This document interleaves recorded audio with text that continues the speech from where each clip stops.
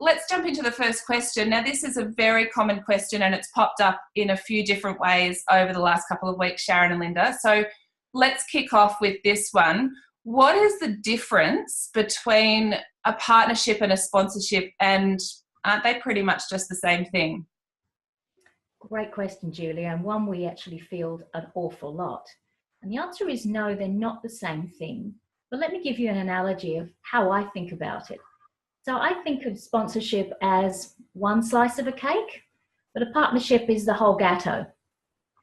So sponsorship is typically associated with a commercial exchange of value.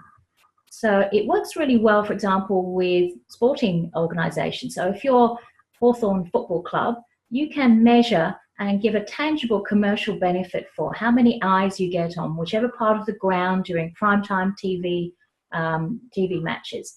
So it's very measurable, very commercial, and it's an exchange of value.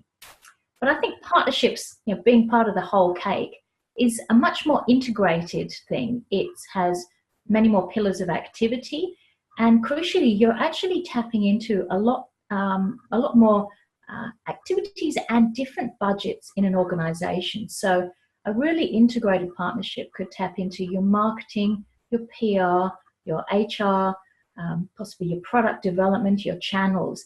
So the opportunity is so much bigger. Let me give you an example of an organisation we did some work with a while back.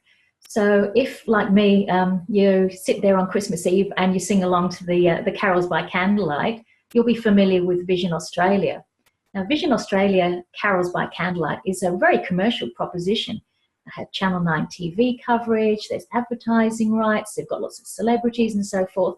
So it's a really easy one to promote for a sponsorship opportunity.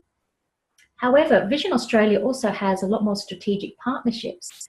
So their mission is to help people who are blind or have low vision.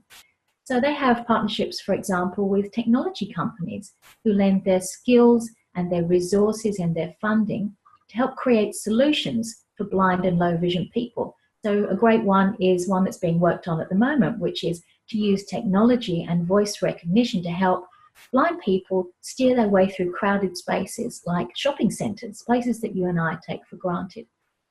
So I like to think of it as if you're going after sponsorship, that's fine, and that can legitimately be a good way of actually starting a relationship with a company. But don't let the rest of the cake go to waste. Let's go after the whole partnership.